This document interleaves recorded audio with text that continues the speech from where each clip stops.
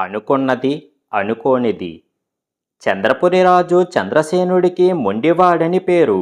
ఆయన తనకు తోచింది చేస్తాడు కాని ఇతరుల సలహాలు తీసుకోడు. ఆస్థానంలో మంత్రి అంటూ ఉండాలి గనుక ముసలి మంత్రిని పదవిలో కొనసాగిస్తున్నాడు. అయితే ఆ మంత్రిని ఆయన ఏనాడు సంప్రదించింది లేదు. ఏ విషయంలో గాని సలహాలు అడిగింది లేదు. ఇలా ఉండగా రాజ్యంలో అధిక శాతం ప్రజలు సుఖంగానూ సంతృప్తిగానూ లేరన్న సమాచారం చారుల ద్వారా చంద్రసేనుడికి తెలిసింది. ఆ విషయమై ఆయన మంత్రితో గాని మరెవరితో గాని చర్చించలేదు. ప్రజల అసంతృప్తికి కారణం స్వయంగా తెలుసుకోవాలని ఆయన ఒకరోజు రాత్రి మారువేషంలో నగర పర్యటనకు బయలుదేరాడు. ఆయన ఒక ఇరుకు వీధి గుండా పోతూ ఒక పెంకుటింటిలో నుంచి భార్యాభర్తల సంభాషణ వినిపించి కిటికీ పక్కన దాగి విన్నాడు. 3 మాసాలుగా చూస్తున్నాను. మీరు ఎప్పుడూ విచారంగా కనిపిస్తున్నారు. కారణం ఏమిటి అని భార్య భర్తను అడుగుతున్నది. ఏం చెప్పమంటావు? అనుకున్నది ఒక్కటే జరగడం లేదు అన్నాడు భర్త. ఆ జవాబుతో ప్రజలు ఎందుకు సుఖంగా లేరో అర్థమైపోయినట్టు తోచింది. వాళ్ళు అనుకున్నవి జరగడం లేదు. అంతఃపురానికి తిరిగి వచ్చిన చంద్రసేనుడు ఆ రాత్రంతా యోచించి మర్నాడు కొందరిని ఏం అనుకుంటారో అడిగి ఆ విధంగా చేసి వాళ్ళ ఆనందపడుతున్నారో లేదో గమనించాలని నిర్ణయించుకున్నాడు. మర్నాడు ఉదయం చంద్రసేనుడు స్నానం ముగించి వచ్చేసరికి సేవకుడు వెండి లోటాలో పాలు తెచ్చి ఆయనకు అందించాడు. అయితే ఇచ్చే ముందు వాడు సరిగ్గా చూసినట్టు లేదు.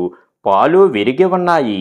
ఆలస్యంగా విషయం గ్రహించిన సేవకుడు హడలిపోయాడు. చంద్రసేనుడు వాడి ముఖంలోకి సూటిగా చూస్తూ, ఇప్పుడు నువ్వు మనసులో ఏం అనుకుంటున్నావో చెప్పు, నిజమే చెప్పాలి సుమా అని అన్నాడు.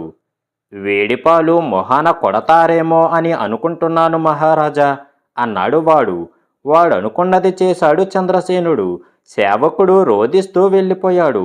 ఆ రోజు సభలో ఒక చిల్లర దొంగను ప్రవేశపెట్టారు. అతడి నేరం రుజువయ్యింది. చంద్రసేనుడు అతడికి శిక్ష వెయ్యకుండా ఆనందపరచాలని, ఇప్పుడు నేనేం చేస్తానని భావిస్తున్నావు? నిజం దాచకుండా చెప్పు అని అన్నాడు. కొరడా దెబ్బల శిక్ష వేస్తారేమో అని భయంగా ఉంది మహారాజా అన్నాడు దొంగ. అతడికి కొరడా దెబ్బల శిక్ష విధించాడు చంద్రసేనుడు. ఆ రాత్రి మహారాణి చంద్రసేనుడికి తాంబూలం ఇస్తూ, ఒకసారి పుట్టింటికి వెళ్ళి మా అమ్మా నాన్నలను చూసి వస్తాను, అనుమతిస్తారు కదూ అని అడిగింది. చంద్రసేనుడు తాంబూలం సేవిస్తూ, నా నుంచి ఎలాంటి జవాబు వస్తుందని అనుకుంటున్నావు అని నవ్వుతూ అడిగాడు.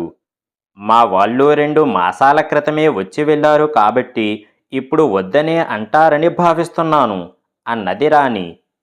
అవును, అదే అంటున్నాను అన్నాడు చంద్రసేనుడు. రాణి భారంగా నిట్టూర్చి పడకగదిలోకి వెళ్ళిపోయింది. చంద్రసేనుడు ఇంతవరకు జరిగిన సంఘటనలన్నిటినీ మననం చేసుకున్నాడు. అందరూ అనుకున్నది అనుకున్నట్టుగా జరిగేలా చూశాడు. అయితే ఎవరూ ఆనందించినట్టు లేదు. అందువల్ల ప్రజల విచారానికి మరేదో కారణం ఉండి ఉండాలి. ఆ రాత్రి మళ్ళీ మారువేషంలో నగర సంచారానికి బయలుదేరాడు చంద్రసేనుడు. ఈసారి ఒక భవనం ఆరుబయట పచ్చికలో కుర్చీలు వేసుకొని కబుర్లు చెప్పుకుంటున్న భార్యాభర్తల మాటలు దాపులు ఉన్న చెట్ల చాటున నిలబడి విన్నాడు రాజు. ఈ మధ్య మీలో మునపటి ఉత్సాహం కనిపించడం లేదు.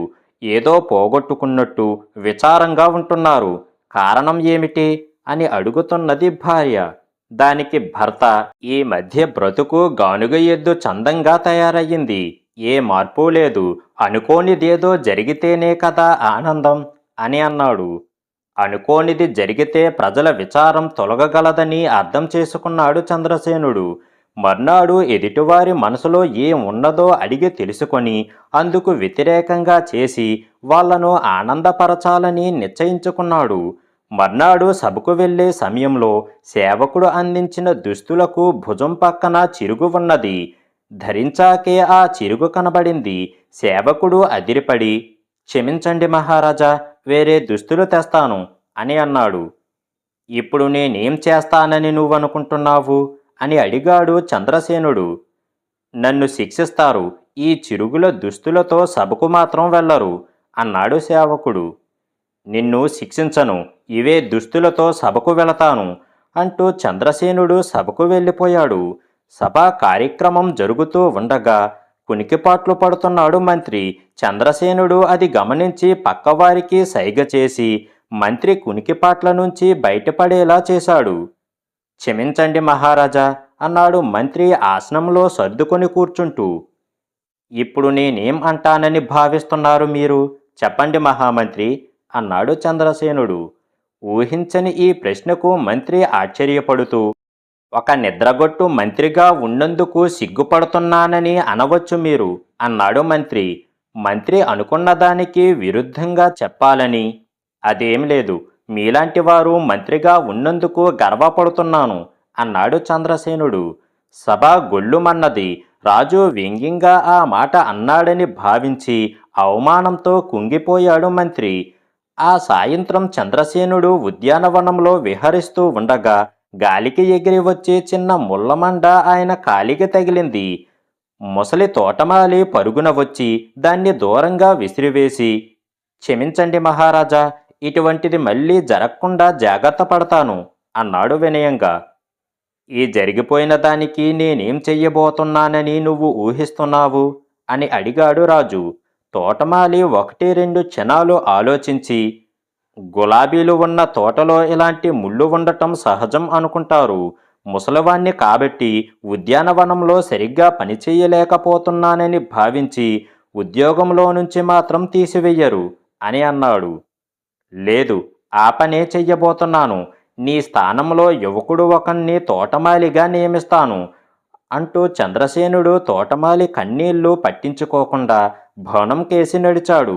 ఆ రాత్రి రాణి మరొకసారి భర్త వద్ద తన పుట్టింటి ప్రయాణపు ప్రస్తావన తెచ్చింది. మా అమ్మకు ఆరోగ్యం బాగా లేనట్టు రాత్రి కల వచ్చింది. ఒకసారి వెళ్ళి చూసి వస్తాను అన్నది ఆమె. నా నుంచి ఎలాంటి జవాబు వస్తుందని అనుకుంటున్నావు అని ప్రశ్నించాడు చంద్రసేనుడు. రాణి నవ్వి, పదే పదే అడుగుతున్నానని వెళ్ళమనే అంటారు అని అన్నది. అదేం లేదు, నువ్వు పుట్టింటికి వెళ్ళబోవడం లేదు అన్నాడు చంద్రసేనుడు. రాణి పెద్దగా నిట్టూర్చి విచారంగా శయ్యామందిరం కేసి నడిచింది. ఆమె విచారపడటం చూశాక చంద్రసేనుడు ఆలోచనలో పడ్డాడు. అనుకోనివి జరిగినా ఎవరూ సంతోషపడినట్టు లేదు. మరి ఏం చేస్తే ప్రజలకు సుఖ సంతోషాలు లభ్యమవుతాయి? ఈ ప్రశ్నకు జవాబు దొరకక ఆ రాత్రంతా ఆయనకు నిద్ర పట్టలేదు. అర్ధరాత్రి గడిచినా ఇంకా శయ్యామందిరంలో పచార్లు చేస్తున్న భర్తను చూసి రాణి ఈ విధంగా అన్నది. నిద్ర పట్టడం లేదా? ఏం ఆలోచిస్తున్నారు అని ప్రశ్నించింది. మొదటిసారిగా తన ఆలోచనల గురించి భార్యకు తెలియజేశాడు చంద్రసేనుడు. ఆయన జరిగినదంతా ఆమెకు చెప్పి, అనుకున్నవి జరిగిన వాళ్ళు ఆనందపడలేదు, అనుకోనివి జరిగినా సంతోషపడలేదు. ఇక ఈ ప్రజల విచారం ఏం చేస్తే తొలుగుతుందో అర్థం కావడం లేదు అని అన్నాడు. రాణి తేలిగ్గా నవ్వేస్తూ, ఎవరైనా మనసులో అనుకున్నవి అనుకోనివి కూడా అవసరమైనవి ఆనందాన్నిచ్చేవే కాకపోవచ్చు. రాజు ప్రజలకు తండ్రి లాంటివాడు.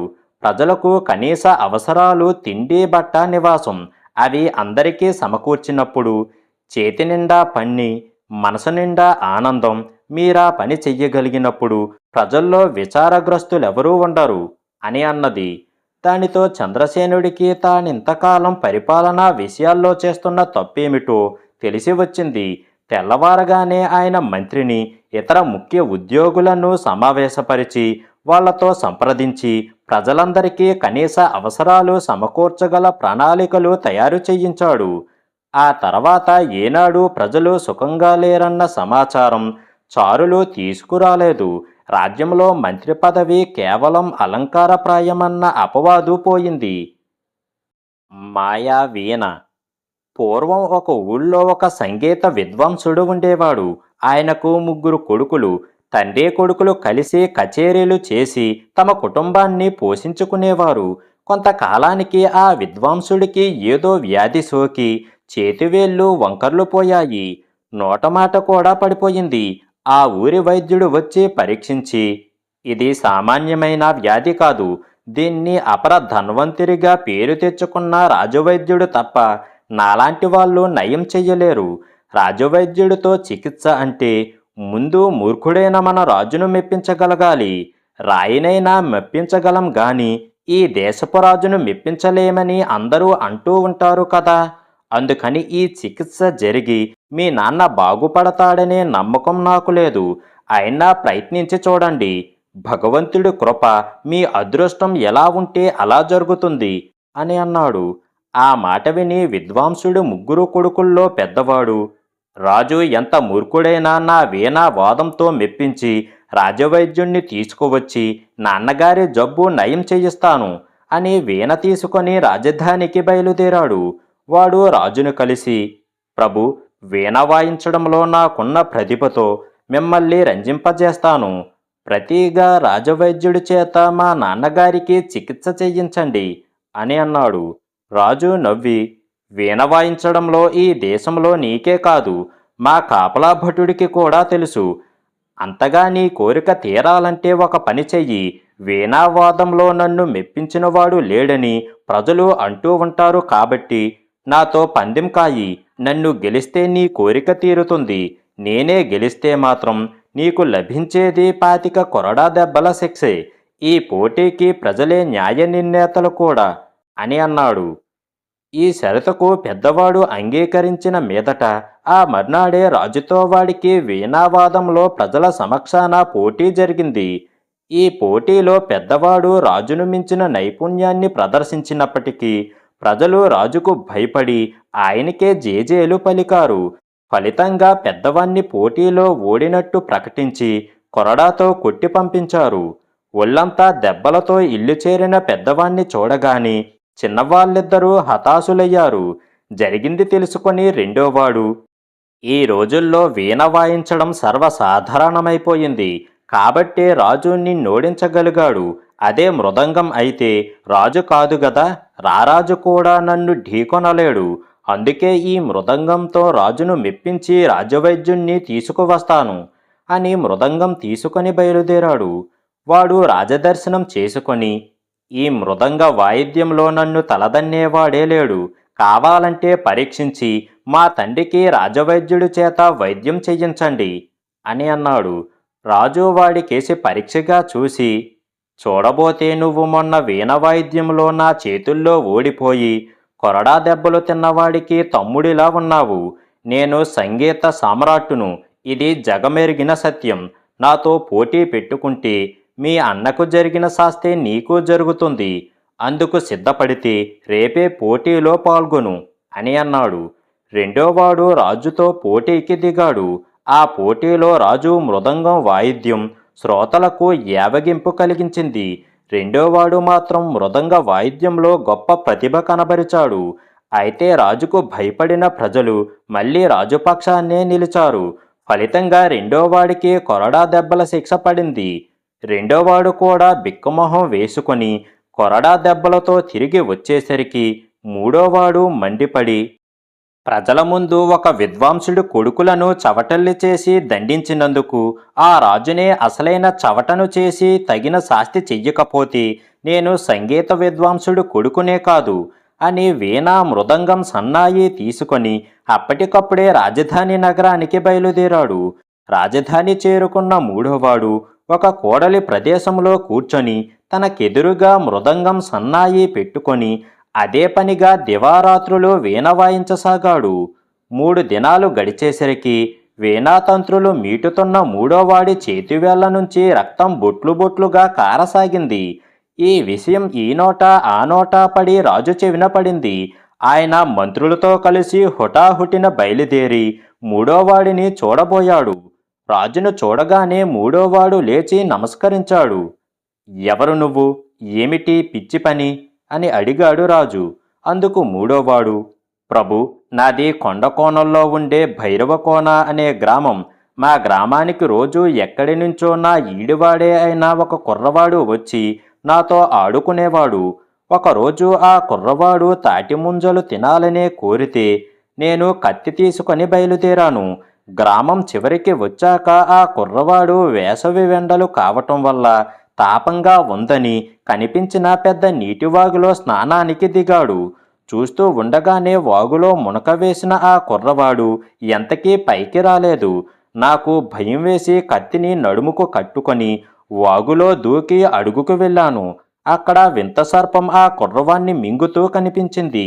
దాని పొట్ట తెల్లగా ఉండి పైన చర్మం పులి చర్మంలా చారలు చారలుగా ఉన్నది.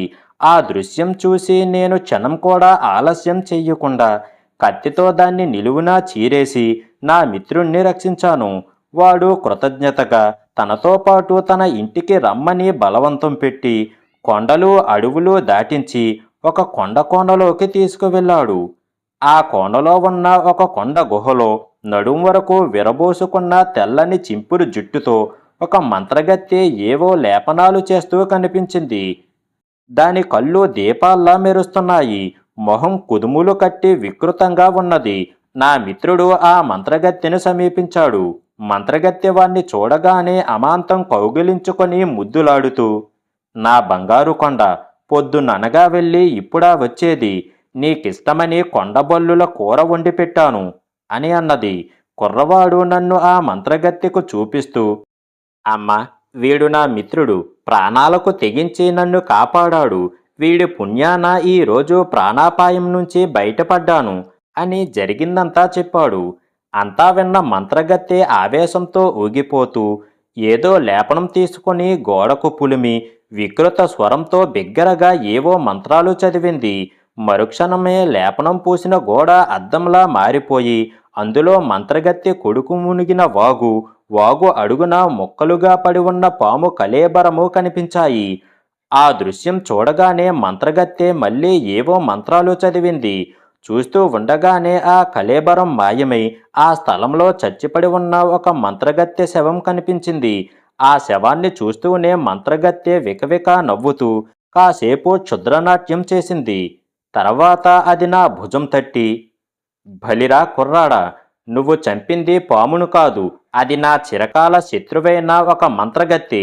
దాన్ని ఎన్ని విధాలా ప్రయత్నించినా నేను చంపలేకపోయాను. ఇన్నాళ్లకు నువ్వు దాన్ని హతమార్చి నన్ను నా బిడ్డను రక్షించావు. నీకు బహుమతిగా ఒక మాయా వీణను, దానితో పాటు ఒక మృదంగం, సన్నాయి ఇస్తాను. నువ్వా మాయా వీణను బాగా వాయించగలిగితే దాని మహిమ వల్ల ఇద్దరు అదృశ్య యువకులు వచ్చి మృదంగాన్ని సన్నాయిని వాయించి ఆశ్చర్యపరుస్తారు అని అన్నది. ఆ మంత్రగత్తె ఇచ్చిన మాయావీణను తీసుకువచ్చి 3 రోజుల నుంచి వేళ్లు తెగేలా మీటినప్పటికీ ఆ అదృశ్య యువకులు వచ్చి ఈ మృదంగం సన్నాయులను వాయించడం లేదు. ఆ మంత్రగత్తె నన్ను మోసపుచ్చిందో నాకు అర్థం కావటం లేదు అని ముగించాడు. అంతా విని రాజు పఖాలున నవ్వి, పిచ్చివాడా, మంత్రగత్తె నిన్ను మోసగించలేదు. వీణను బాగా వాయించగలిగితేనే దాని మహిమ తెలుస్తుందని అది ముందే నీకు చెప్పింది. నీకు వీణ మీటడం చేతకాక దాన్ని నిందిస్తున్నావు. ఇప్పుడు వీణ నేను మీటి చూపిస్తాను. ఆ అదృశ్య యువకులు వచ్చి మృదంగం సన్నాయిలు ఎలా వాయిస్తారో చూడు అని గుర్రం దిగి వీణ ముందు కూర్చొని వీణ వాయించసాగాడు. రాజు వీణను మీటి మీటి తంత్రాలను తెంపేశాడే గాని ఆ అదృశ్య యువకులు వచ్చి మృదంగం సన్నాయిలను వాయించలేదు. చివరకు రాజు విసిగిపోయి, సంగీత సమ్రాట్టునైన నాకే దీని మహత్తు పనిచెయ్యలేదు. ఇది సామాన్యమైన వీణ కాదు. సంగీతంలో నన్ను మించినవాడైతేనే దీన్ని వాయించగలడు. త్వరలోనే జరగబోయే దసరా ఉత్సవాల్లో పోటీలు నిర్వహించి ఎవడైతే ఈ వీణ ద్వారా అదృశ్య యువకుల్ని రప్పించగలడో వాణ్ణి అగ్రహారంతో పాటు ధనకనక వస్తు వాహనాలిచ్చి సత్కరించగలను అని చెప్పి ఆ వాయిద్యాలను తీసుకొని వెళ్ళిపోయాడు. ఆ మరుసటి రోజు రాజు ఈ విషయాన్ని ప్రజలకు తెలియబరుస్తూ నగరంలో చాటింపు కూడా వేయించాడు. ఇది జరిగిన కొద్ది దినాలకే నవరాత్రి ఉత్సవాలు వచ్చాయి. ఆ వేడుకల్లో చివరి రోజు రాజు మాయావీణ పోటీలు నిర్వహించాడు. ఎందరో ఆ పోటీలో పాల్గొని ఎంత ప్రయత్నించినా ఆ అదృశ్య యువకులు వచ్చి మృదంగ సన్నాయిలను వాయించలేదు. చివరకు విద్వాంసుడి 3వ కొడుకు వచ్చి రాజుకు నమస్కరించి, ప్రభు, మీరు పోటీలు ప్రకటించిన నాటి నుంచి నేటి వరకు ఒక మహా విద్వాంసుడు దగ్గర వీణా వాదంలో శిక్షణ పొందాను. మీరు అనుమతిస్తే నేను కూడా ప్రయత్నిస్తాను అని అన్నాడు.